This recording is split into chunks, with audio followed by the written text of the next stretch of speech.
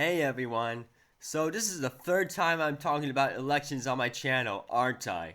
So here's what's going on now. What we're seeing is a country that is once again in chaos. Joe Biden is projected to be the next president and the liberals are rejoicing, but meanwhile, the conservatives firmly believe that Biden cheated and that Trump will be declared president after it's all said and done. So you might be wondering, what do I think of all of it?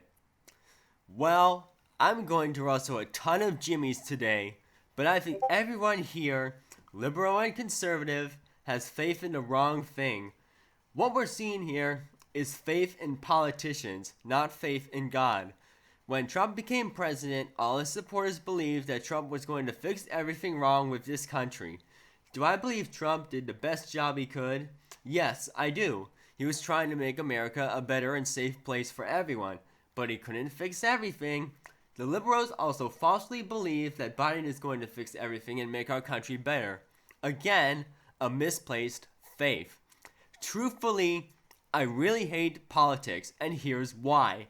In chapter 6 of Proverbs, there is a list of things the Lord hates, and one of those things is sowing discord among brothers. And from what I've seen, politics has done plenty of that. The only person that can save America and the rest of the world for that matter is Jesus Christ.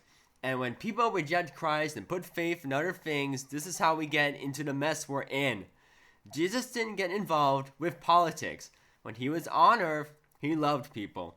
And the only protesting he did was anything that kept people away from God.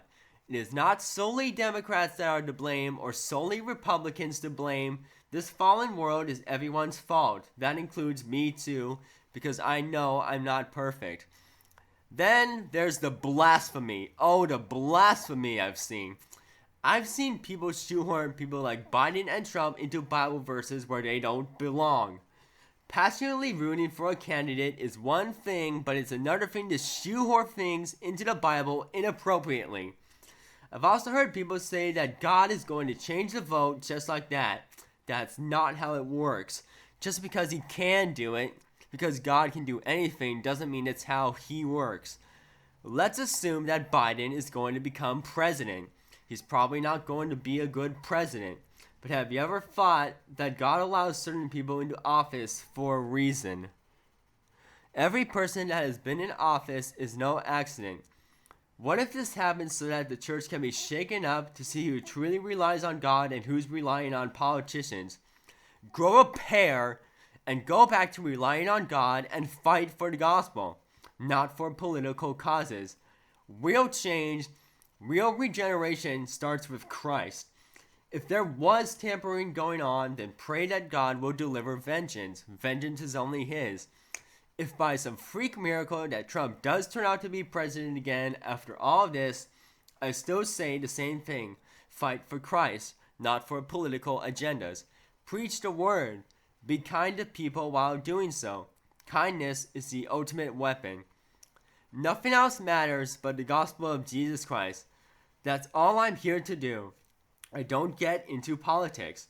I preach the word and I talk about my favorite things from that worldview. If you hate the fact that I'm not the kind of guy that's going to promote your political ideologies, unsubscribe. That's right, unsubscribe. There are plenty of other channels for that kind of thing if that's what you want. That's not me. I'm going to love God, love my neighbor, love my enemy, and love my brethren no matter what happens when these elections are all said and done.